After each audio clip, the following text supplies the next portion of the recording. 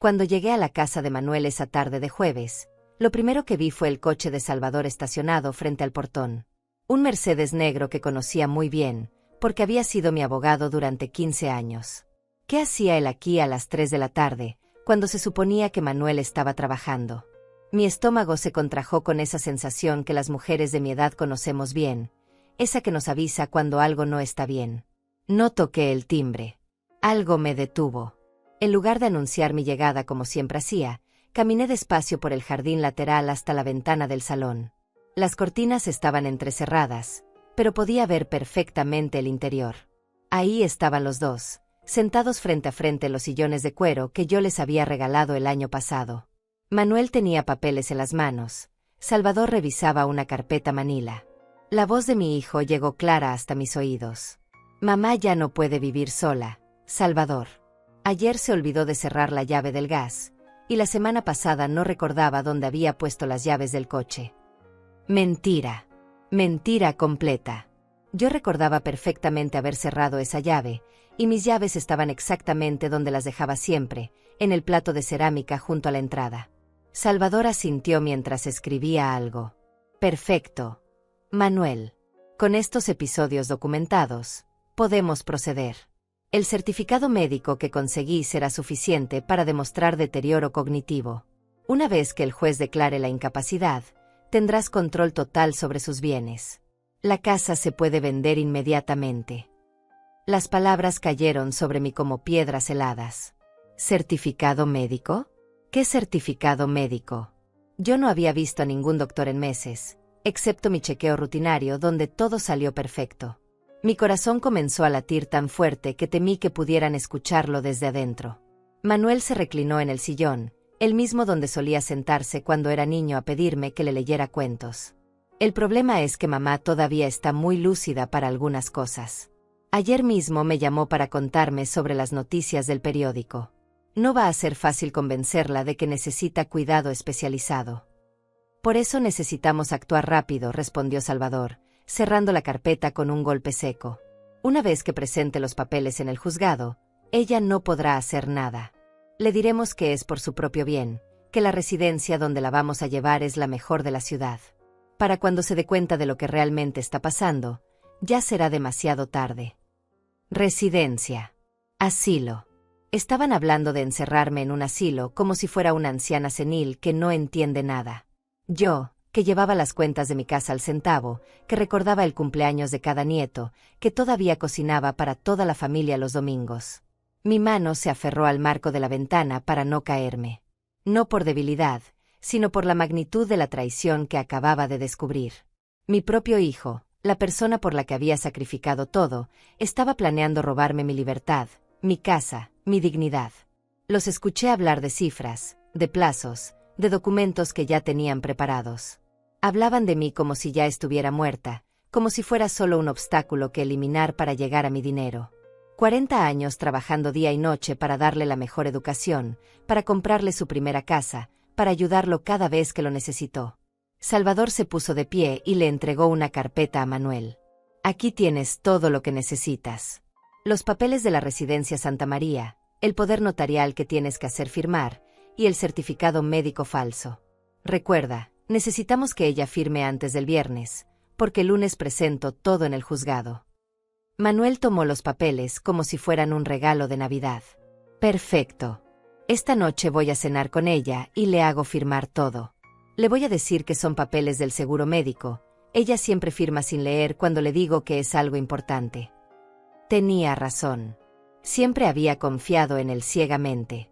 Firmaba todo lo que me ponía delante porque creía que mi hijo jamás me haría daño. Qué ingenua había sido. Qué terriblemente ingenua. Me alejé de la ventana paso a paso, como si caminara sobre cristales rotos. Cada palabra que había escuchado se repetía en mi cabeza como una canción horrible que no podía silenciar. Mi propio hijo. Mi propia sangre.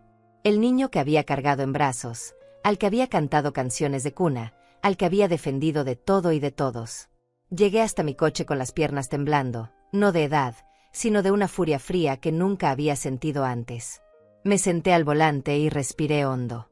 Ellos pensaban que era una vieja tonta, fácil de engañar, fácil de manipular.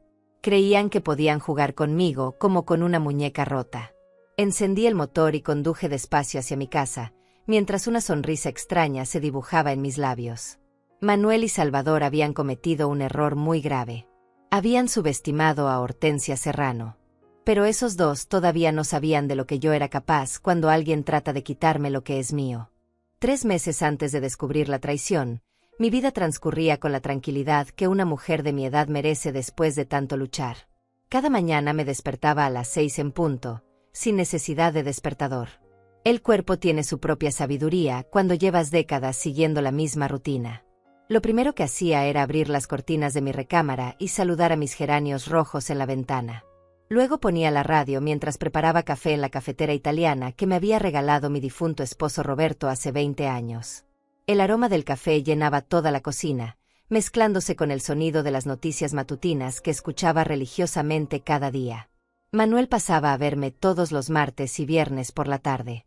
Siempre llegaba con esa sonrisa que me recordaba al niño dulce que había sido, cargando algún postre de la panadería o flores frescas para mi mesa del comedor. «¿Cómo estás, mamá?», me preguntaba besándome la frente, y yo sentía que el corazón se me inflaba de orgullo al ver al hombre exitoso en que se había convertido. Durante esas visitas, nos sentábamos en la sala a tomar té mientras él me contaba sobre su trabajo en la empresa de construcción, sobre los proyectos importantes que tenía entre manos. Yo lo escuchaba con atención, haciendo las preguntas que una madre debe hacer, interesándome por cada detalle de su vida.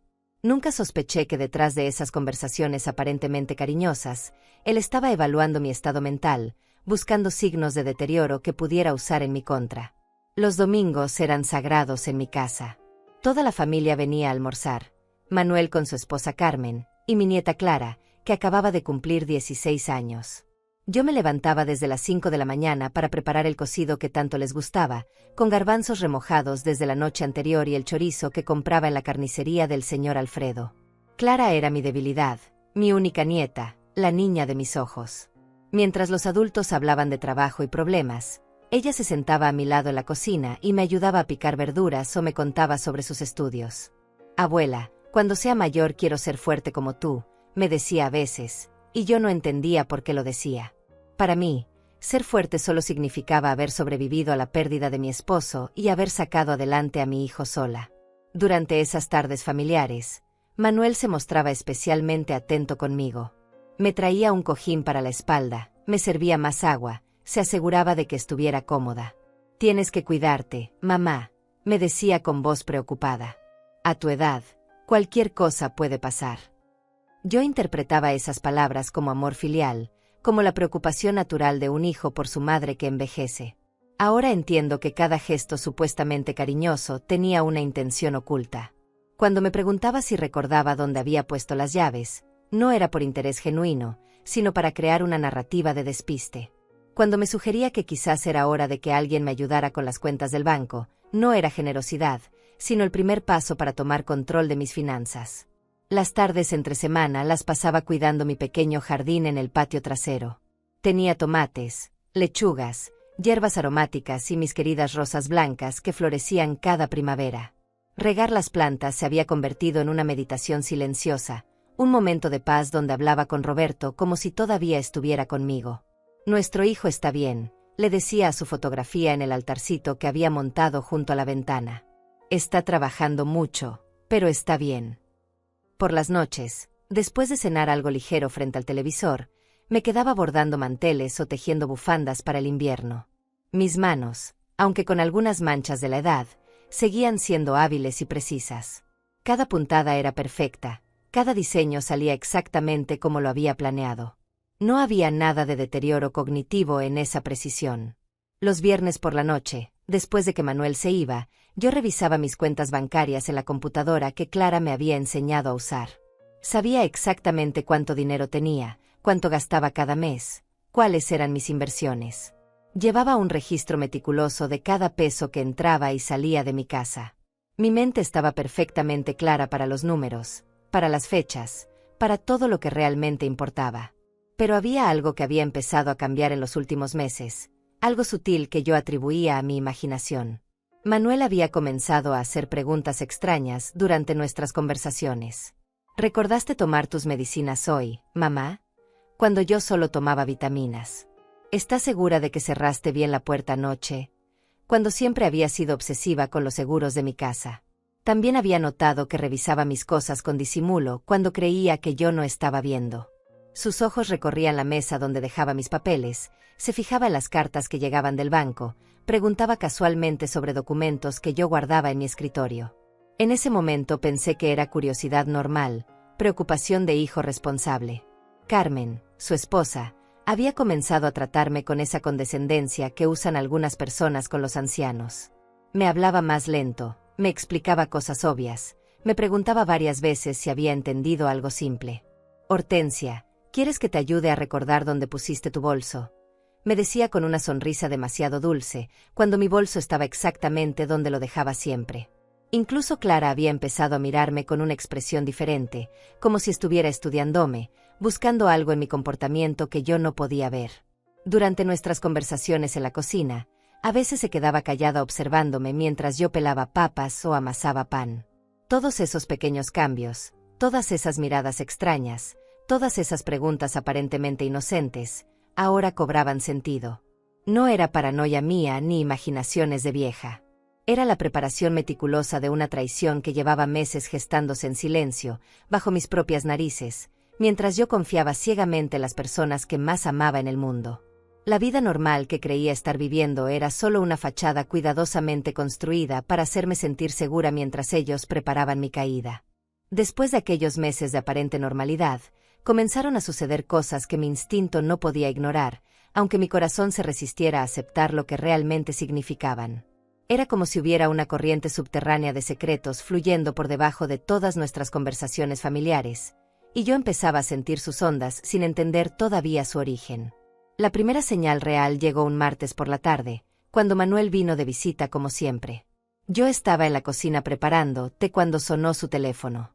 Contestó con esa voz profesional que usaba para los negocios, pero cuando escuché que mencionaba mi nombre, algo dentro de mi pecho se tensó como una cuerda de guitarra. Sí, ella está bien por ahora, decía mientras caminaba hacia el jardín, alejándose de mí. Pero ya sabes cómo son estas cosas a su edad. ¿A mi edad? ¿Qué cosas a mi edad? Dejé la tetera sobre la estufa y me acerqué a la ventana de la cocina que daba al patio.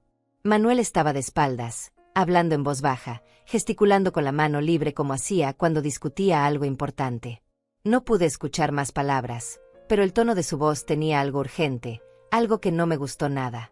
Cuando regresó a la cocina, yo estaba sentada en mi lugar de siempre, sirviendo el té como si nada hubiera pasado. Él guardó el teléfono con una sonrisa que me pareció demasiado estudiada. ¿Todo bien, hijo?, le pregunté con la naturalidad de siempre. Claro, mamá, solo asuntos de trabajo, respondió, pero sus ojos no me miraron directamente cuando lo dijo. Esa noche no pude dormir. Me quedé despierta en la cama, repasando cada palabra de esa conversación telefónica, cada gesto de Manuel, cada inflexión de su voz.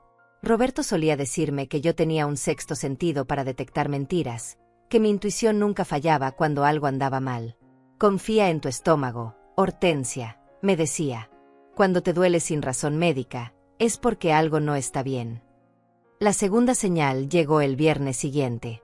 Carmen había venido conmigo a hacer compras al mercado, algo inusual porque normalmente ella evitaba esas salidas que consideraba demasiado cansadas. Durante todo el recorrido, se mostró extrañamente atenta, casi vigilante. Cuando me detuve a conversar con la señora Lucía, la vendedora de verduras que conocía desde hace años, Carmen se puso nerviosa. La señora Lucía me estaba contando sobre su nieto que había conseguido una beca universitaria, y yo participaba en la conversación con la lucidez de siempre, recordando detalles de conversaciones anteriores, haciendo las preguntas correctas. Pero cuando volteé a ver a Carmen, la encontré observándome con una expresión extraña, como si estuviera tomando notas mentales de cada palabra que yo decía. Hortensia, ¿no crees que ya es hora de irnos?, me interrumpió abruptamente, cuando la conversación apenas llevaba unos minutos. Podrías cansarte demasiado. Yo no me sentía cansada en absoluto, pero ella insistió con esa sonrisa forzada que había empezado a usar conmigo últimamente. En el camino de regreso a casa, Carmen me hizo preguntas que me parecieron raras. ¿Recordaste tomar tus vitaminas esta mañana, Hortensia? ¿Estás segura de que cerraste bien el gas antes de salir? ¿No te parece que últimamente te olvidas de más cosas? Cada pregunta era como una pequeña puñalada disfrazada de preocupación. Lo más extraño fue cuando llegamos a mi casa. Mientras yo guardaba las compras en la cocina, escuché a Carmen hablando por teléfono en el patio. Su voz sonaba diferente, más conspirativa. Alcancé a escuchar fragmentos. Sí, estuvo bien durante la salida. No hubo ningún episodio confuso. Pero ya sabes, Manuel tiene razón sobre lo que hablamos. ¿Qué habían hablado Manuel y Carmen sobre mí? ¿Qué episodios confusos esperaban que tuviera? Mi corazón empezó a latir más rápido, no por problemas cardíacos, sino por una ansiedad que crecía dentro de mí como una planta venenosa. Esa noche, después de que Carmen se fuera, registré cada rincón de mi casa buscando algo fuera de lugar. Todo estaba exactamente donde debía estar. Mis papeles importantes seguían en el mismo orden dentro del escritorio, mis medicinas estaban completas en el botiquín, mis llaves estaban en el plato de cerámica junto a la entrada. No había olvidado nada, no había hecho nada extraño, no había dado ninguna muestra de confusión mental. Entonces, ¿por qué Carmen hablaba de episodios que no existían? ¿Por qué Manuel mencionaba cosas de mi edad cuando yo me sentía perfectamente bien? ¿Por qué todos parecían estar esperando que yo fallara en algo? Los domingos familiares se volvieron incómodos de una manera sutil pero persistente. Durante los almuerzos, notaba miradas cruzadas entre Manuel y Carmen, pequeños gestos que no incluían a Clara ni a mí. Cuando yo contaba alguna anécdota o expresaba una opinión sobre las noticias, ellos intercambiaban esas miradas como si fuera algo significativo, como si mi lucidez fuera inesperada o problemática. Clara comenzó a defender mis comentarios de una manera que me extrañó. La abuela tiene razón, decía cuando yo opinaba sobre política o economía. La abuela se acuerda perfectamente de eso, agregaba cuando yo recordaba fechas o eventos familiares. ¿Por qué mi nieta sentía la necesidad de validar mi memoria y mi inteligencia delante de sus padres? Una tarde, mientras Clara me ayudaba a lavar los platos después del almuerzo, me dijo algo que me heló la sangre. Abuela, no importa lo que digan otros, yo sé que tú estás perfectamente bien. La frase me cayó como un rayo. ¿Qué estaban diciendo otros? ¿Quiénes eran esos otros que aparentemente cuestionaban mi estado mental? ¿De qué hablas, Clara?, le pregunté tratando de mantener la voz calmada. Ella me miró con esos ojos adolescentes llenos de sabiduría prematura. Nada, abuela. Solo que te quiero mucho y quiero que sepas que siempre vas a poder contar conmigo. Pero la manera en que lo dijo, como si fuera una promesa de protección, me confirmó que había conversaciones sobre mí sucediendo a mis espaldas. Esa noche llamé a mi doctora, la doctora Andrea Pineda, que me había atendido durante los últimos 10 años. Le pedí una cita para un chequeo completo, incluyendo exámenes neurológicos. Necesitaba estar completamente segura de que mi mente estaba tan clara como yo creía. Los resultados llegaron una semana después. Perfecta salud mental, reflejos normales, memoria excelente, capacidad cognitiva completamente preservada.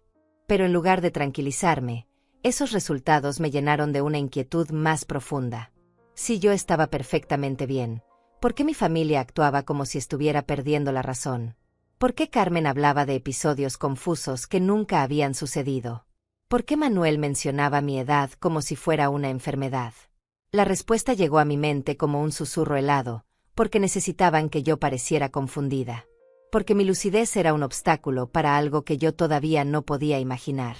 El momento en que mi mundo se desplomó completamente llegó un miércoles por la tarde, cuando decidí sorprender a Manuel con una visita inesperada.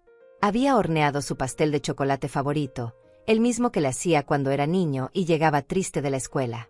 Pensé que una sorpresa dulce podría devolvernos esa cercanía que últimamente sentía perdida entre nosotros. Cuando llegué a su casa, la puerta principal estaba entreabierta. Escuché voces que venían del estudio, esa habitación que Manuel había convertido en su oficina personal cuando se mudó ahí. No quise interrumpir si estaba trabajando, así que decidí esperar en la sala hasta que terminara su reunión. Pero las voces se oían cada vez más claras, y una de ellas era inconfundiblemente la de Salvador Velasco, mi abogado de confianza. La curiosidad pudo más que mi educación. Me acerqué al pasillo que llevaba al estudio, y desde ahí pude escuchar todo con una claridad que ahora desearía no haber tenido nunca. Lo que escuché destrozó no solo mi confianza, sino la imagen que tenía de las dos personas en las que más había confiado en mi vida. Los papeles están listos, Manuel, decía Salvador con esa voz profesional que yo conocía tan bien. El certificado médico que conseguimos establece deterioro cognitivo progresivo, pérdida de memoria reciente y episodios de confusión. Con esto, cualquier juez declarará la incapacitación sin problemas. Mi corazón se detuvo por completo. ¿Qué certificado médico? ¿Cuándo había yo mostrado deterioro cognitivo? ¿De dónde habían sacado esa información completamente falsa sobre mi estado mental? La voz de Manuel sonaba tranquila, casi alegre. Perfecto. ¿Y qué pasa con la casa y las cuentas bancarias? Salvador respondió con la frialdad de quien discute el precio de un automóvil usado. Una vez declarada incapaz, tú como único hijo tendrás la tutela legal completa. Podrás vender la propiedad, manejar todas sus finanzas y decidir dónde va a vivir. Te recomiendo la residencia Santa María, es discreta y está lejos del centro. La residencia Santa María. Yo conocía ese lugar.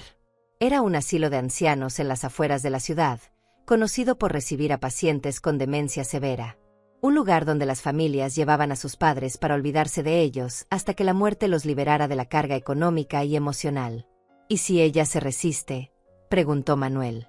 Si no quiere firmar los papeles o sospechas algo. La pregunta me atravesó como una lanza.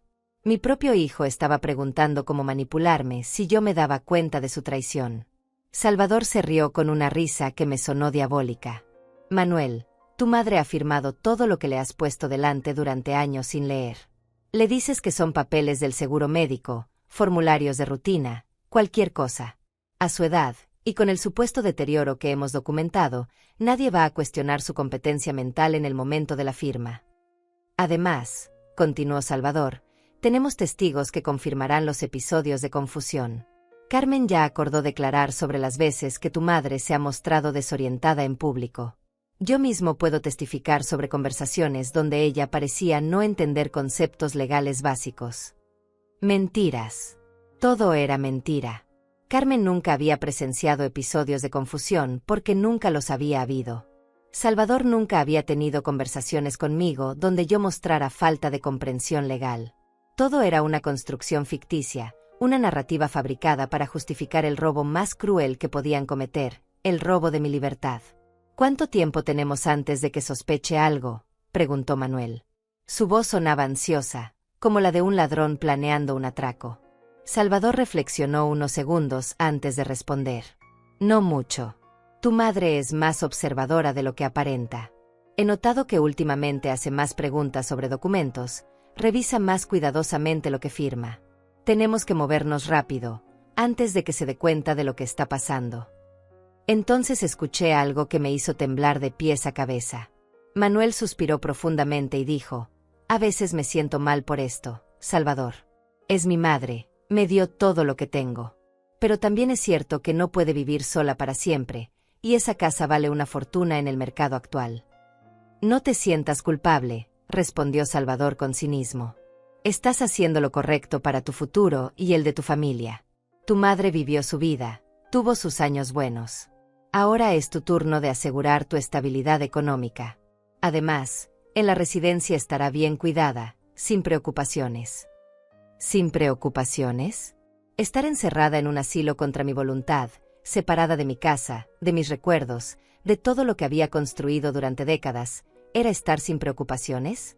La frialdad con la que hablaban de mi futuro me hizo entender que para ellos yo ya no era una persona con sentimientos y derechos, sino un problema que resolver, un obstáculo que remover. ¿Y si ella se enferma realmente antes de que hagamos todo esto?, preguntó Manuel. Si le da un infarto o algo así. La pregunta me atravesó como un cuchillo. Mi hijo estaba especulando sobre mi muerte como si fuera una complicación en sus planes de negocio. Salvador respondió con una tranquilidad que me aterró. Mejor aún. Si ella fallece antes de que completemos el proceso, heredas todo directamente sin necesidad de tutela. Pero no podemos esperar a que eso pase naturalmente. Necesitamos actuar ahora que todavía está lo suficientemente bien como para firmar documentos. Escuché el sonido de papeles siendo barajados, carpetas cerrándose, sillas moviéndose. Se estaban preparando para terminar la reunión. Tenía que irme de ahí inmediatamente, antes de que me descubrieran escuchando. Pero mis piernas no respondían. Estaba paralizada por la magnitud de la traición que acababa de descubrir. Mañana por la noche voy a cenar con ella, dijo Manuel. Le llevaré los papeles del poder notarial mezclados con documentos del seguro. Ella firmará sin leer, como siempre. Para el viernes tendremos todo listo para presentar ante el juez. El viernes. Tenían todo planeado para el viernes. En menos de 2 días, mi vida tal como la conocía habría terminado. En menos de 2 días, estaría legalmente declarada incapaz, despojada de todos mis derechos, encerrada en una institución contra mi voluntad. Finalmente pude mover las piernas. Me alejé del estudio paso a paso, como si caminara por un campo minado. Cada tabla del piso que crujía bajo mis pies me sonaba como un disparo. Llegué hasta la puerta principal, salí de la casa, subí a mi coche y arranqué con las manos temblando tanto que apenas podía sostener el volante. Durante todo el camino de regreso a mi casa, las palabras que había escuchado se repetían en mi mente como una canción maldita. Deterioro cognitivo progresivo. Episodios de confusión. No puede vivir sola. Residencia Santa María. Está haciendo lo correcto para tu futuro. Cuando llegué a mi casa, me senté en la sala donde había pasado tantas tardes felices con mi familia, donde había celebrado cumpleaños y navidades, donde había consolado a Manuel cuando su padre murió. Todo había sido una mentira. Todo el amor que creía haber construido, toda la confianza que había depositado en mi hijo, todo se había convertido en cenizas en una sola tarde. Pero mientras las lágrimas corrían por mis mejillas, algo extraño comenzó a crecer dentro de mi pecho. No era solo dolor ni solo rabia. Era algo más frío, más calculado, más peligroso. Era la certeza de que Manuel y Salvador habían cometido el error más grande de sus vidas al subestimarme. Ellos creían que era una anciana ingenua, fácil de manipular, incapaz de defenderse. Habían construido toda su estrategia sobre la premisa de mi supuesta debilidad mental y emocional. Pero se habían equivocado completamente. Hortensia Serrano no era la víctima indefensa que ellos imaginaban. Esa noche no dormí ni una sola hora. Me quedé despierta planeando, pensando, calculando cada movimiento que tendría que hacer. Porque si ellos podían jugar sucio, yo también podía hacerlo. Y tenía algo que ellos no tenían. Nada que perder y todo por lo que luchar. Al amanecer, mi decisión estaba tomada. No iba a ser una víctima. Iba a ser su peor pesadilla. La mañana después de descubrir la traición, me desperté con una claridad mental que no había sentido en años. Era como si hubiera estado viviendo en una neblina y de pronto todo se hubiera vuelto cristalino. Sabía exactamente lo que tenía que hacer, y sabía que tenía menos de 24 horas para hacerlo antes de que Manuel viniera a cenar con sus papeles falsos. Me levanté a las 5 de la mañana, como siempre, pero esta vez cada movimiento tenía un propósito específico. Preparé mi café con la misma rutina de siempre, pero mientras el agua hervía, mi mente trabajaba a toda velocidad diseñando una estrategia que Manuel y Salvador jamás verían venir. Lo primero que hice fue revisar cada documento importante que tenía en mi casa. Mi testamento, las escrituras de la propiedad, los estados de cuenta bancarios, las pólizas de seguro, todo. Necesitaba saber exactamente qué era lo que ellos querían robarme y cómo podía protegerlo. Las cifras que vi me confirmaron por qué mi hijo estaba dispuesto a traicionarme. Mi casa valía una fortuna, mis ahorros eran considerables, y mi seguro de vida tenía una suma que podría resolver todos sus problemas económicos para siempre. Después desayuné tranquilamente, leyendo el periódico como cualquier mañana normal. Pero detrás de esa fachada de tranquilidad, mi mente estaba trabajando como la de un general planeando una batalla. Si Manuel y Salvador querían jugar el juego de la manipulación y el engaño, yo les iba a demostrar quién era realmente la maestra en ese arte. A las 9 en punto llamé a mi nieta Clara. Sabía que a esa hora estaría preparándose para ir al instituto, pero necesitaba hablar con ella antes de que sus padres la llevaran. Clara, mi amor, le dije con la voz más natural que pude. ¿Podrías venir a visitarme esta tarde? Quiero enseñarte unas fotografías viejas que encontré. Clara aceptó inmediatamente, como siempre hacía cuando la invitaba. Lo que sus padres no sabían era que esa visita no tenía nada que ver con fotografías viejas. Tenía que ver con asegurarme de tener al menos un testigo de confianza de lo que estaba a punto de suceder. Después de colgar con Clara, Marqué el número de la doctora Andrea Pineda. Doctora, le dije, necesito que me haga un favor muy importante. Necesito una evaluación neurológica completa, con fecha de hoy, que certifique mi estado mental actual. Ella se extrañó por la urgencia, pero cuando le expliqué que era por un asunto legal importante, aceptó recibirme esa misma tarde. El siguiente paso era el más peligroso, pero también el más necesario. Tenía que conseguir pruebas de lo que Manuel y Salvador estaban planeando. No bastaba con mi palabra contra la de ellos. Necesitaba evidencia sólida, irrefutable, que demostrara su conspiración. Recordé que Manuel había mencionado que tenía todos los papeles listos para hacerme firmar esa noche. Eso significaba que los documentos falsos estaban en su casa, probablemente en ese mismo estudio donde los había escuchado planear mi encierro. Si podía conseguir esos papeles, tendría la prueba perfecta de sus intenciones criminales. ¿Pero cómo entrar a la casa de Manuel sin levantar sospechas? La respuesta llegó a mi mente como una revelación, actuando exactamente como la anciana despistada que ellos creían que era. Decidí hacer una visita espontánea a media mañana, cuando Manuel estaría en el trabajo y Carmen llevando a Clara al instituto. Me vestí con mi ropa más sencilla, la que usaba para hacer jardinería, y me peiné de manera descuidada. Practiqué frente al espejo una expresión levemente confundida, como si hubiera llegado ahí sin recordar exactamente por qué. Si alguien me veía, pensaría que era solo una abuela mayor teniendo un momento de despiste. A las 10:30 estacioné mi coche frente a la casa de Manuel.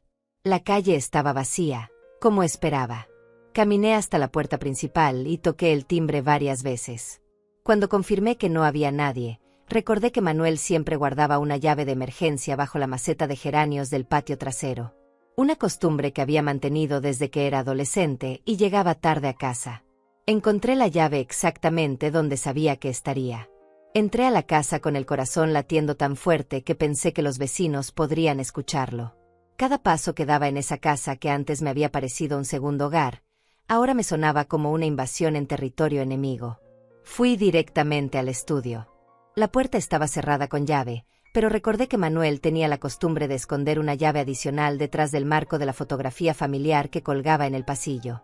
Ahí estaba, como si el destino estuviera de mi lado. Cuando abrí la puerta del estudio, lo que vi confirmó mis peores sospechas. Sobre el escritorio había una carpeta manila con mi nombre escrito en la portada. Dentro encontré documentos que me helaron la sangre, el certificado médico falso que declaraba mi supuesto deterioro mental, formularios de internación para la residencia Santa María ya completados con mi información, y un poder notarial que le daría a Manuel control total sobre todos mis bienes. Pero lo que más me impactó fueron las notas manuscritas de Manuel, donde había documentado episodios ficticios de confusión mental. Fechas específicas donde supuestamente yo había mostrado signos de demencia, conversaciones inventadas donde aparentemente había dicho cosas sin sentido, comportamientos erráticos que jamás habían sucedido. Era una obra de ficción cuidadosamente construida para justificar mi encierro. Con las manos temblando, fotografié cada documento con mi teléfono celular. Clara me había enseñado a usar la cámara del teléfono, y nunca había estado más agradecida por esas lecciones tecnológicas. Cada página, cada firma falsa, cada mentira documentada quedó registrada en mi dispositivo como evidencia irrefutable de la conspiración. Pero mientras fotografiaba los documentos, encontré algo que me sorprendió aún más: una carpeta adicional con el nombre de Salvador Velasco. Dentro había recibos de pagos que Manuel le había hecho por servicios legales especiales, correspondencia entre ellos discutiendo los detalles del plan, y lo más perturbador de todo, un borrador de contrato de venta de mi casa a un desarrollador inmobiliario, con una fecha de cierre programada para la próxima semana. No solo querían encerrarme en un asilo. Ya tenían comprador para mi casa, ya habían negociado el precio, ya habían planificado todo hasta el último detalle. Para ellos, yo era solo un obstáculo burocrático que remover antes de cobrar su premio. Terminé de fotografiar todo en menos de 10 minutos. Volví a colocar cada documento exactamente en su lugar original, cerré la carpeta, guardé las llaves donde las había encontrado, y salí de la casa con la misma discreción con la que había entrado. Si alguien me hubiera visto, habría pensado que era solo una visita familiar rutinaria. De regreso en mi casa, revisé las fotografías en la pantalla de mi teléfono. Cada imagen era una bala de plata que podía usar contra mis traidores. Pero sabía que no podía mostrar estas pruebas demasiado pronto. Tenía que esperar el momento perfecto, cuando Manuel y Salvador estuvieran completamente expuestos y sin posibilidad de escape. Esa tarde, cuando Clara llegó para nuestra supuesta sesión de fotografías viejas, la recibí con la sonrisa de siempre. Pero después de conversar un rato sobre cosas triviales, le dije algo que la sorprendió. Clara, mi amor, quiero que sepas que pase lo que pase en los próximos días, tu abuela está perfectamente bien de la mente y sabe exactamente lo que está haciendo. Mi nieta me miró con esos ojos inteligentes que había heredado de mi lado de la familia. Abuela, ¿está pasando algo de lo que deba preocuparme? Su pregunta confirmó que ella también había notado las corrientes extrañas que fluían por debajo de las dinámicas familiares. Pronto lo sabrás todo, Clara, le respondí acariciando su cabello. Solo quiero que recuerdes que sin importar lo que digan otros sobre mí, tú has sido testigo de que tu abuela está completamente cuerda y en control de sus facultades. Esa noche, mientras esperaba la llegada de Manuel con sus documentos fraudulentos, me senté en mi sillón favorito a tejer una bufanda. Cada puntada era perfecta, cada patrón salía exactamente como lo había planeado. Mis manos estaban firmes, mi mente estaba clara, y mi corazón estaba lleno de una determinación que no había sentido desde que era joven y luchaba por salir adelante después de la muerte de Roberto. Manuel llegó a las 7 en punto, cargando una bolsa de la panadería y sonriendo con esa falsa calidez que ahora podía ver claramente. «Hola, mamá», me dijo besándome la frente. «Te traje tu pastel favorito». «Qué considerado eres, hijo», le respondí con la misma actuación que él estaba haciendo. Pero por dentro, una sonrisa fría se dibujaba en mi alma. Manuel no tenía idea de que estaba cenando con su peor pesadilla. Durante la cena, Manuel se comportó exactamente como había predicho en su conversación con Salvador. Estuvo especialmente cariñoso, preguntándome sobre mi salud, mis actividades diarias y mi estado de ánimo general. Cada pregunta aparentemente inocente ahora la reconocía como parte de su estrategia para documentar mi supuesta incapacidad mental. «Mamá, ¿has tenido algún problema para recordar cosas últimamente?», me preguntó mientras cortaba el pastel que había traído. Yo mastiqué lentamente, fingiendo reflexionar sobre la pregunta. «No más de lo normal a mi edad, hijo», respondí con una sonrisa que él interpretó como confirmación de su narrativa, pero que en realidad era la sonrisa de una cazadora esperando el momento perfecto para atrapar a su presa. Después de cenar, Manuel sacó una carpeta de su maletín con gestos ensayados. «Mamá, traje unos papeles que necesitas firmar. Son formularios rutinarios del seguro médico, nada importante, pero la compañía los requiere para mantener tu cobertura actualizada». Sus palabras fluían con una naturalidad que me hizo entender cuántas veces había ensayado esa mentira. Tomé los documentos con la misma confianza ciega que había mostrado durante años. Pero esta vez, mientras fingía revisar las páginas superficialmente, estaba memorizando cada detalle, cada cláusula, cada trampa legal que habían escondido entre la letra pequeña. Los documentos eran exactamente los que había fotografiado en su estudio: el poder notarial que le daría control total sobre mis bienes, formularios de autorización para internación médica, y una declaración donde supuestamente yo admitía sentirme confundida y necesitada de cuidado especializado. ¿Estás seguro de que esto es solo para el seguro médico, Manuel?, le pregunté con la voz de una madre que confía completamente en su hijo. «Por supuesto, mamá. ¿Por qué iba a hacer otra cosa?». Su respuesta llegó tan rápida y con tanta falsa seguridad que confirmó que llevaba semanas preparándose para este momento. Mientras él esperaba que yo firmara sin leer, como había hecho siempre, yo estaba grabando toda la conversación con mi teléfono celular. Clara me había enseñado a usar la aplicación de grabación, y el pequeño dispositivo estaba escondido en el bolsillo de mi delantal, capturando cada palabra de la traición de Manuel. «Firma aquí, mamá», me dijo señalando la primera línea. «Y aquí también. Son solo confirmaciones de que entiendes los términos del seguro». Cada mentira que salía de su boca quedaba registrada en la grabación que sería su perdición. Pero en lugar de firmar inmediatamente, hice algo que lo descolocó por completo. «¿Sabes qué, Manuel? Déjame leer esto con más cuidado. Últimamente he estado tratando de ser más cuidadosa con los documentos importantes». Vi cómo su expresión cambió sutilmente, como una sombra de pánico cruzó por sus ojos. «Mamá, no es necesario que te compliques leyendo toda esa letra pequeña», dijo tratando de sonar casual. «Son formularios estándar, todos iguales. Además, ya es tarde y no quiero cansarte». Su insistencia en que no leyera los documentos fue otro clavo en su ataúd de evidencias. No me molesta leer, hijo. Además, Roberto siempre me decía que nunca firmara nada sin entender completamente lo que decía. La mención de su padre pareció incomodarlo aún más. Sabía que no podía insistir demasiado sin levantar sospechas reales.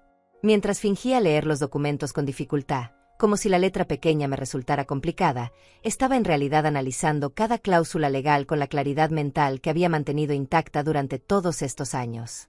Los documentos eran una obra maestra de manipulación legal, redactados de manera que parecieran formularios de seguro médico para alguien que los leyera superficialmente, pero que en realidad transferían todos mis derechos legales a Manuel. ¿Sabes qué, Manuel?, le dije después de varios minutos de supuesta lectura dificultosa. Creo que prefiero llevar estos papeles a Salvador mañana para que me los explique mejor. Él siempre me ayuda a entender los documentos legales complicados. La expresión de terror que cruzó por su rostro fue imperceptible para alguien que no lo conociera tan bien como yo, pero para mí fue clara como el agua. No es necesario molestar a Salvador con algo tan simple, mamá, respondió con una risa forzada.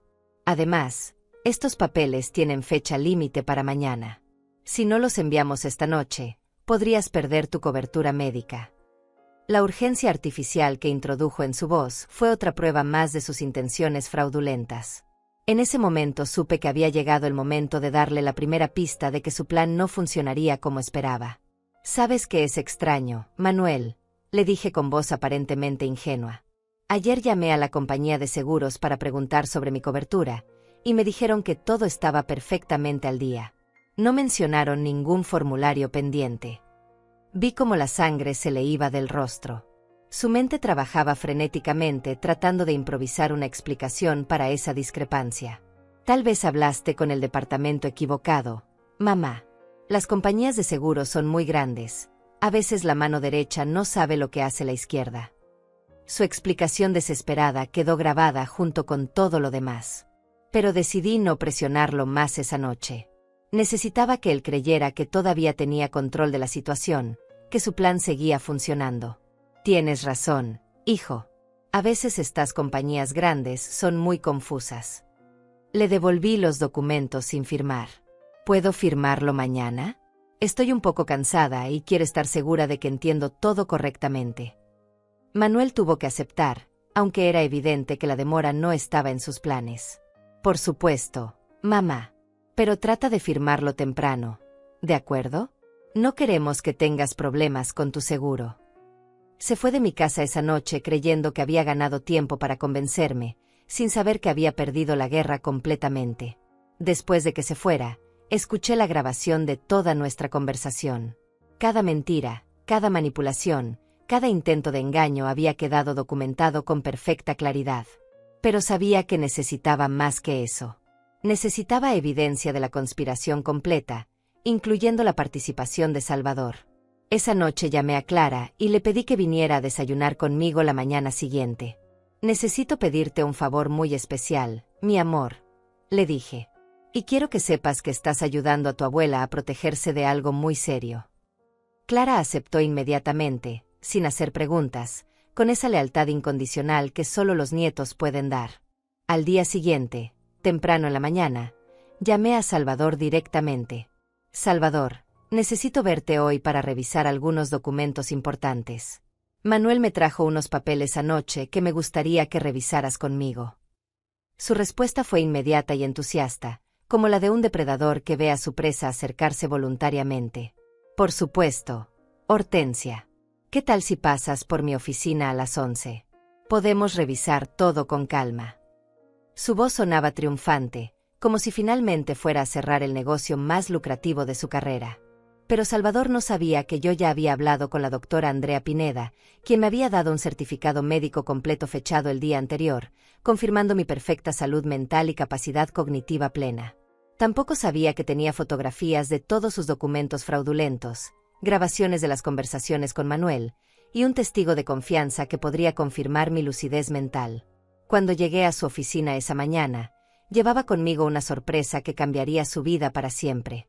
En mi bolso tenía copias de todas las evidencias que había recopilado, pero también algo más, una carta de autorización que había obtenido esa madrugada del fiscal de distrito, quien había mostrado un interés inmediato cuando le expliqué telefónicamente que tenía evidencia de una conspiración para cometer fraude contra una persona mayor.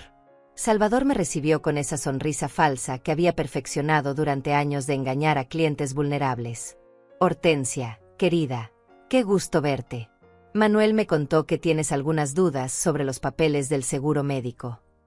Así es, Salvador, le respondí con la voz más dulce que pude. Tengo muchas preguntas sobre esos documentos. Pero primero, tengo algo que mostrarte que creo que te va a interesar mucho. Saqué mi teléfono celular y puse la grabación de la conversación entre él y Manuel que había escuchado días atrás.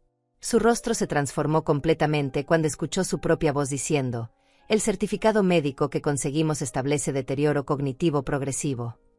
¿De dónde sacaste eso?, me preguntó con la voz quebrada. Por primera vez en años, Salvador Velasco había perdido el control de una situación legal. De la misma manera que conseguí esto, le respondí mostrándole las fotografías de todos los documentos fraudulentos. Y esto también, agregué enseñándole el certificado médico real que probaba mi perfecta salud mental. Salvador entendió inmediatamente que había perdido. Pero lo que no sabía era que Clara estaba esperando afuera de su oficina con instrucciones precisas de llamar al fiscal de distrito si yo no salía en exactamente 30 minutos. ¿Qué quieres, Hortensia?, me preguntó con la voz de un hombre derrotado. Su pregunta me hizo sonreír con una satisfacción que no había sentido en años. Quiero justicia, Salvador. Y la voy a conseguir. La cara de Salvador cuando se dio cuenta de que había caído en mi trampa fue un momento que atesoraré para siempre. Durante años, este hombre había manipulado a personas mayores vulnerables, aprovechándose de su confianza para enriquecerse a costa de sus ahorros y propiedades. Pero ahora estaba frente a una mujer que había volteado las cartas en su contra. Hortensia, podemos hablar de esto civilizadamente, me dijo tratando de recuperar su compostura profesional. Tal vez hubo un malentendido sobre los documentos. Podemos solucionarlo sin involucrar a terceros. Su voz temblaba ligeramente, y pude ver gotas de sudor formándose en su frente a pesar del aire acondicionado de su oficina. No hay malentendido, Salvador, le respondí con una calma que me sorprendió a mí misma. Hay una conspiración criminal muy bien documentada para despojarme de todos mis bienes y encerrarme contra mi voluntad. Y tú eres el cerebro legal detrás de todo esto. Cada palabra que pronuncié cayó sobre él como una sentencia judicial. Saqué de mi bolso las copias de todos los documentos que había fotografiado en casa de Manuel. Certificados médicos falsos firmados por doctores que no existen, formularios de internación completados sin mi conocimiento, poderes notariales redactados para robar mis propiedades. ¿Sabes cuántos años de cárcel puede recibir un abogado por fraude contra personas mayores, Salvador? Su rostro se puso completamente pálido. Salvador conocía la ley mejor que nadie, y sabía exactamente las consecuencias legales de lo que había hecho. El fraude contra adultos mayores era un delito federal con penas mínimas de 10 años de prisión, más la pérdida automática de su licencia para ejercer la abogacía. ¿Qué es lo que quieres de mí?, me preguntó finalmente. Su voz ya no tenía ni rastro de la arrogancia que había mostrado durante años. Era la voz de un hombre que sabía que su carrera y su libertad dependían de las próximas palabras que yo dijera. Quiero que me digas exactamente cómo planeas rectificar esta situación, le respondí cruzando las manos sobre mi regazo. Y quiero que sepas que cada palabra de esta conversación está siendo grabada, tal como grabé tu conspiración con mi hijo. Salvador miró hacia la puerta de su oficina, como si considerara la posibilidad de escapar. Pero sabía que no tenía a dónde ir. «Puedo destruir todos los documentos falsos», ofreció desesperadamente. «Puedo contactar a Manuel y decirle que todo el plan se canceló. Podemos fingir que nada de esto pasó». Su propuesta me confirmó que no había entendido la magnitud del problema en el que se había metido. «Salvador, ya no se trata de cancelar el plan. Se trata de enfrentar las consecuencias de haber intentado ejecutarlo. Tú y Manuel creyeron que era una anciana indefensa que podían manipular a su antojo. Pero se equivocaron completamente». En ese momento, saqué mi teléfono y marqué un número que tenía preparado desde la noche anterior. «Clara, mi amor, soy la abuela. Sí, ya terminé mi reunión con Salvador. Puedes llamar al fiscal de distrito ahora y decirle que estamos listos». Colgué el teléfono y miré a Salvador con una sonrisa que debe haberle helado la sangre. ¿Llamaste al fiscal de distrito?, me preguntó con la voz quebrada. Hortensia, esto puede arruinar mi carrera, mi familia, toda mi vida. No podemos llegar a un acuerdo. ¿Un acuerdo?, le pregunté levantando una ceja. ¿Como el acuerdo que hiciste con mi hijo para robarme mi casa y encerrarme en un asilo? ¿Como el acuerdo que hiciste para falsificar certificados médicos y documentos legales? No, Salvador. Los únicos acuerdos que voy a hacer a partir de ahora van a ser con el fiscal de distrito. Durante los siguientes 20 minutos, esperamos en silencio la llegada de las autoridades. Salvador intentó varias veces iniciar conversaciones para negociar, pero yo permanecí callada, observándolo desmoronarse lentamente. Era fascinante ver cómo un hombre que había construido su carrera manipulando a otros se volvía completamente indefenso cuando las tornas se volteaban. Cuando llegó el investigador del fiscal de distrito acompañado de 2 detectives, Salvador trató de mantener una fachada profesional. Oficiales, creo que ha habido un malentendido. La señora Serrano puede estar confundida sobre algunos documentos rutinarios que estábamos preparando para su beneficio. El investigador, un hombre joven llamado Iván Huerta, miró a Salvador con el desdén que reservaba para los criminales que intentaban mentir hasta el final. Señor Velasco, hemos revisado la evidencia que la señora Serrano nos proporcionó esta mañana. No hay ningún malentendido. Hay una conspiración criminal muy clara. Le entregué al investigador todas las copias que había preparado, las fotografías de los documentos fraudulentos, las grabaciones de las conversaciones, el certificado médico real que probaba mi competencia mental, y una cronología detallada de todos los eventos que había documentado meticulosamente. Además, agregué con una satisfacción que no pude ocultar, tengo grabada la confesión completa que el señor Velasco acaba de hacer en esta oficina, donde admite haber creado documentos falsos y conspirado para cometer fraude. Salvador me miró con una expresión de horror absoluto. No hice ninguna confesión. Solo estaba tratando de explicar un malentendido. Pero sus palabras sonaban huecas incluso para él mismo. El investigador Huerta le leyó sus derechos mientras los detectives registraban su oficina en busca de más evidencia. Señor Velasco, queda arrestado por conspiración para cometer fraude contra una persona mayor, falsificación de documentos y ejercicio ilegal de la profesión. Las esposas cerrándose alrededor de sus muñecas produjeron un sonido que me resultó música para mis oídos. Pero mi trabajo no había terminado. Salvador era solo la mitad de la ecuación. Todavía quedaba la parte más dolorosa, enfrentar a Manuel. El investigador Huerta me informó que necesitaban mi colaboración para tender una trampa que permitiera arrestar a mi hijo con las manos en la masa. Señora Serrano, necesitamos que llame a su hijo y le diga que ya firmó los documentos, me explicó el investigador. Cuando él venga a recogerlos, estaremos esperándolo con suficiente evidencia para proceder con los cargos criminales. La idea de usar a mi propio hijo como carnada en una operación policial me desgarró el corazón. Pero recordé las palabras que había escuchado cuando planeaba encerrarme como si fuera un animal enfermo, y mi resolución se fortaleció. Manuel había elegido convertirse en mi enemigo, ahora tendría que enfrentar las consecuencias de esa elección. Esa tarde, desde mi casa y con los investigadores escuchando cada palabra, llamé a Manuel. Hijo, ya firmé los papeles que me trajiste anoche. ¿Puedes pasar a recogerlos esta noche? Quiero tenerlos listos antes de que se venza el plazo. La alegría en su voz fue como una puñalada. Perfecto, mamá. Paso por ellos a las 7. Te amo mucho, y quiero que sepas que todo lo que estoy haciendo es por tu propio bien. Sus palabras de falso amor, sabiendo lo que realmente tenía planeado para mí, me confirmaron que había tomado la decisión correcta. Cuando colgué el teléfono, el investigador Huerta me miró con una mezcla de admiración y lástima. Señora Serrano, sé que esto no puede ser fácil para usted. Procesar a su propio hijo debe ser la decisión más difícil que ha tomado en su vida.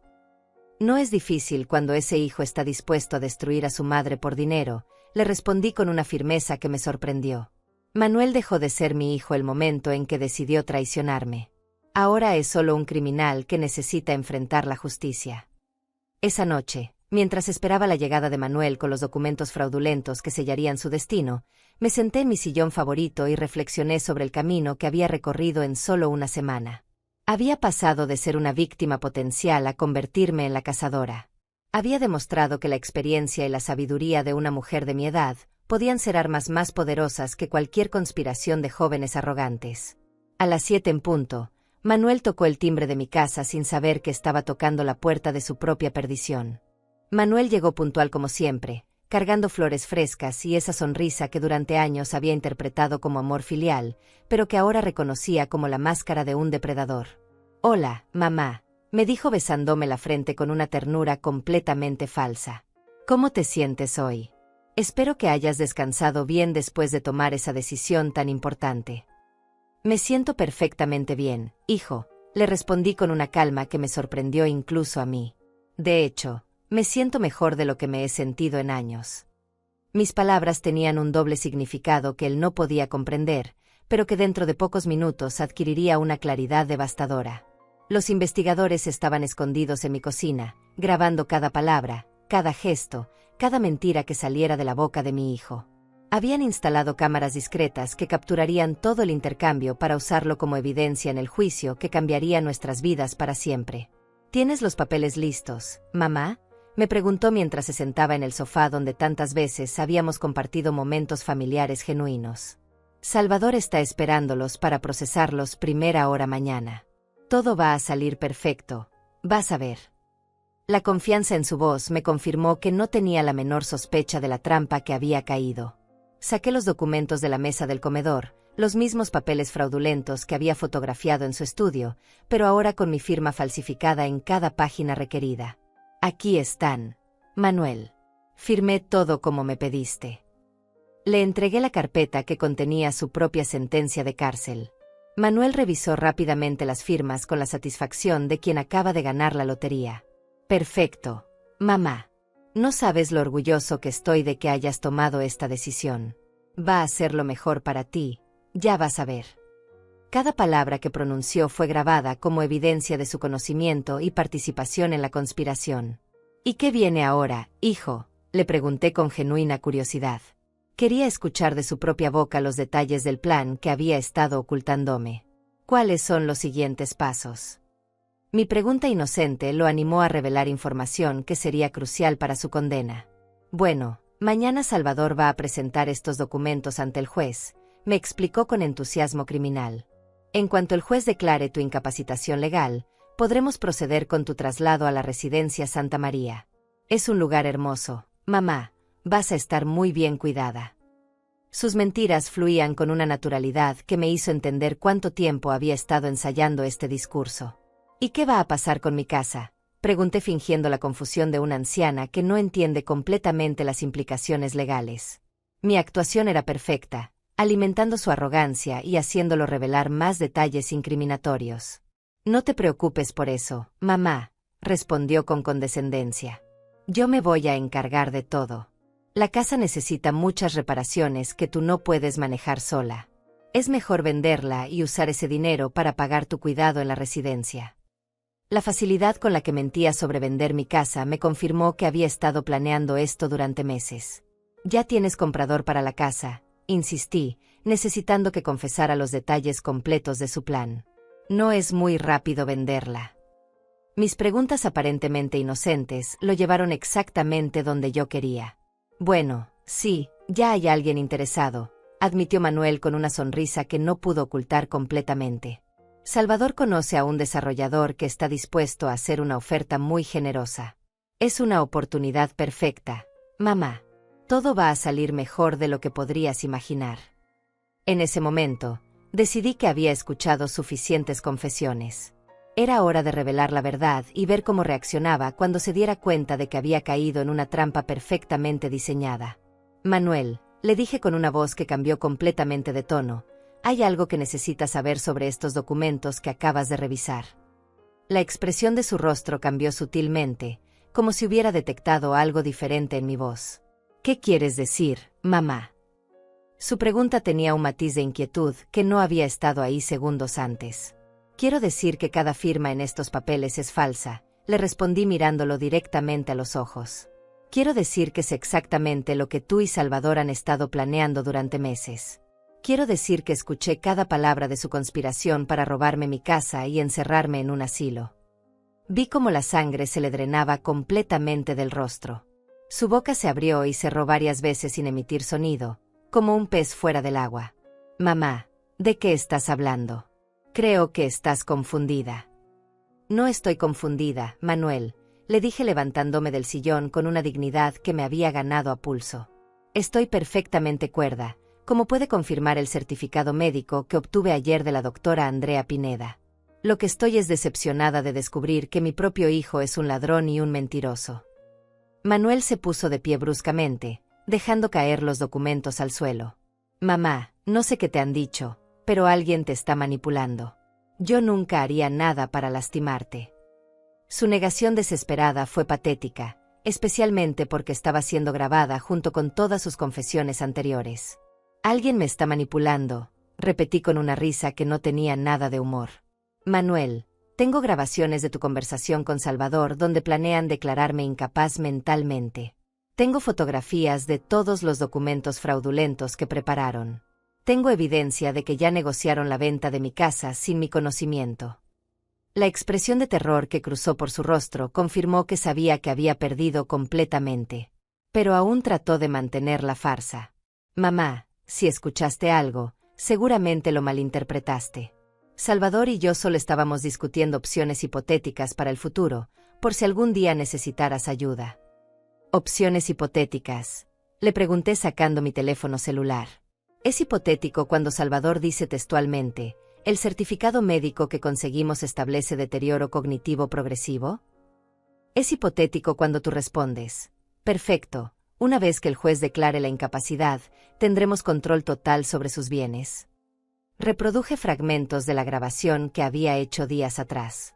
Su propia voz llenó la sala, confesando cada detalle de la conspiración con una claridad que no admitía interpretaciones alternativas. Manuel se desplomó de nuevo en el sofá, comprendiendo finalmente que había sido completamente derrotado. Mamá, nosotros, es complicado, balbuceó sin poder formar una defensa coherente. Pensamos que sería lo mejor para ti. A tu edad, vivir sola puede ser peligroso. ¿Lo mejor para mí? Le pregunté con una furia fría que nunca había sentido antes. ¿Encerrarme en un asilo basándose en mentiras era lo mejor para mí? ¿Vender mi casa sin mi conocimiento era lo mejor para mí? ¿Robar todos mis ahorros era lo mejor para mí? En ese momento, los investigadores salieron de la cocina. Manuel Serrano, dijo el investigador Huerta mostrando su placa, queda usted arrestado por conspiración para cometer fraude contra una persona mayor, falsificación de documentos e intento de robo. El sonido de las esposas cerrándose alrededor de las muñecas de mi hijo fue el momento más doloroso y liberador de toda mi vida.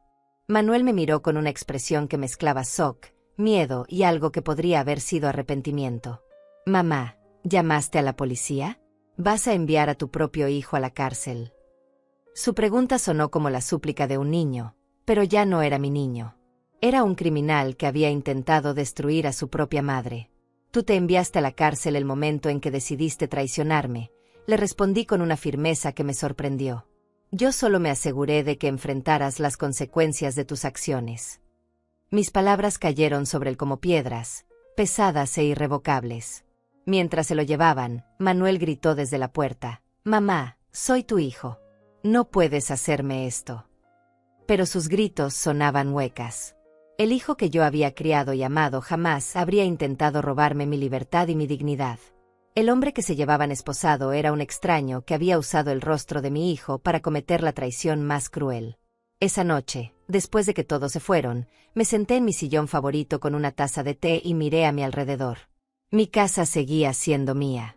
Mis recuerdos seguían siendo míos. Mi libertad seguía siendo mía. Y mi dignidad, lejos de haberse perdido, había emergido más fuerte que nunca. La justicia había sido servida, no con gritos ni escándalos, sino con inteligencia, paciencia y la determinación silenciosa de una mujer que se negó a ser víctima. 3 meses después del arresto de Manuel y Salvador, mi vida había encontrado una paz que no había experimentado en años. Ya no había miradas furtivas, conversaciones susurradas, ni esa sensación constante de que algo malo se acercaba. Por primera vez en mucho tiempo, me despertaba cada mañana sin la ansiedad de preguntarme qué nuevas mentiras estarían tramando a mis espaldas. El juicio había sido rápido y contundente. Con todas las evidencias que había recopilado, ni Manuel ni Salvador pudieron montar una defensa creíble. Salvador recibió 12 años de prisión por fraude contra personas mayores y falsificación de documentos, además de la pérdida permanente de su licencia para ejercer la abogacía. Manuel fue sentenciado a 8 años, una condena que dolía mi corazón de madre, pero que mi mente de mujer traicionada sabía que era justa. Carmen había pedido el divorcio inmediatamente después del arresto. No podía enfrentar el escándalo social ni la vergüenza de estar casada con un hombre que había intentado robar a su propia madre. Se mudó con Clara a otra ciudad, pero mi nieta había insistido en mantener contacto conmigo a pesar de la oposición de su madre. Clara venía a visitarme todos los fines de semana. Durante esas tardes, cocinábamos juntas, trabajábamos en el jardín y hablábamos sobre todo lo que había pasado. «Abuela», me dijo un domingo mientras pelábamos papas para la cena, «siempre supe que eras la mujer más fuerte que conocía, pero ahora entiendo por qué». Mi nieta se había convertido en mi mayor apoyo y en la prueba viviente de que no toda mi familia me había traicionado. A los 17 años, tenía una sabiduría que muchos adultos nunca desarrollan, y una lealtad que había sido puesta a prueba en las circunstancias más difíciles. «¿Extrañas a papá?», me preguntó una tarde. Era una pregunta que yo me había hecho muchas veces. «Extraño al niño que fue», le respondí con honestidad. «Extraño al hijo que creí tener. Pero no extraño al hombre en que se convirtió, porque ese hombre nunca fue realmente mi hijo». La casa se había vuelto mía de una manera completamente nueva. Cada rincón había sido liberado de la sombra de la traición. Había reorganizado el estudio donde solía guardar mis documentos importantes, había cambiado las cerraduras, y había instalado un sistema de seguridad moderno. No por miedo, sino por la tranquilidad de saber que mi refugio estaba completamente protegido. Mis rutinas diarias habían recuperado su ritmo natural. El café de la mañana sabía mejor, los geranios de la ventana florecían con más intensidad, y las tardes de bordado se habían convertido en momentos de meditación profunda. Había aprendido a valorar la soledad como una elección, no como una imposición. Los vecinos del barrio me miraban con una mezcla de admiración y respeto que antes no había sentido. La historia de cómo había desenmascarado la conspiración se había extendido por toda la comunidad, y muchas mujeres de mi edad habían comenzado a acercarse para pedirme consejos sobre cómo protegerse de familiares aprovechados. «Señora Hortensia», me dijo la señora Lucía del mercado, «usted nos enseñó que nunca es tarde para defenderse». Sus palabras me llenaron de un orgullo que no tenía nada que ver con vanidad y todo que ver con haber encontrado mi propia fuerza. Había decidido usar mi experiencia para ayudar a otros. Una vez por semana, daba charlas en el centro comunitario sobre los derechos de las personas mayores y cómo detectar signos de abuso financiero familiar. Mi historia servía como ejemplo de que la edad no es sinónimo de vulnerabilidad, sino de sabiduría acumulada. El dinero que Manuel había planificado robar seguía intacto en mis cuentas bancarias. Había decidido usarlo para crear un fondo de asistencia legal para personas mayores víctimas de fraude familiar. Era mi manera de convertir algo terrible en una fuerza para el bien. Una tarde, mientras regaba mis rosas blancas, pensé en Roberto. «Lo logré, amor», le dije a su fotografía en el altarcito junto a la ventana. Protegí lo que construimos juntos, y me protegí a mí misma. Sentí una paz que me confirmó que había tomado todas las decisiones correctas. Clara había comenzado a estudiar Derecho, inspirada por todo lo que había presenciado. «Quiero ayudar a personas como tú, abuela», me había dicho. «Quiero asegurarme de que nadie más tenga que pasar por lo que tú pasaste». Su determinación era el regalo más hermoso que podía haber surgido de toda esta experiencia dolorosa. Al final de ese tercer mes, recibí una carta de Manuel desde la prisión. Era la primera comunicación que intentaba conmigo desde su arresto. La carta estaba llena de excusas, justificaciones y súplicas de perdón que sonaban huecas y calculadas. La leí una sola vez y la guardé en una caja junto con todas las otras evidencias del caso. No respondí la carta. El Manuel que había escrito esas palabras seguía siendo el mismo hombre que había planeado robarme mi libertad. El arrepentimiento verdadero se demuestra con acciones, no con palabras escritas desde una celda cuando las consecuencias ya son inevitables. Esa noche, me senté en mi sillón favorito con una taza de té y reflexioné sobre el camino recorrido. Había descubierto una fuerza dentro de mí que no sabía que existía. Había aprendido que la traición más dolorosa puede convertirse en la liberación más completa cuando se enfrenta con coraje e inteligencia. Mi casa estaba en silencio, pero era un silencio elegido, no impuesto. Era el silencio de una mujer que había recuperado el control total de su vida y que había demostrado que la experiencia y la determinación son armas más poderosas que cualquier conspiración. Ellos pensaron que me estaban mandando lejos. Pero en realidad, me habían devuelto a mí misma.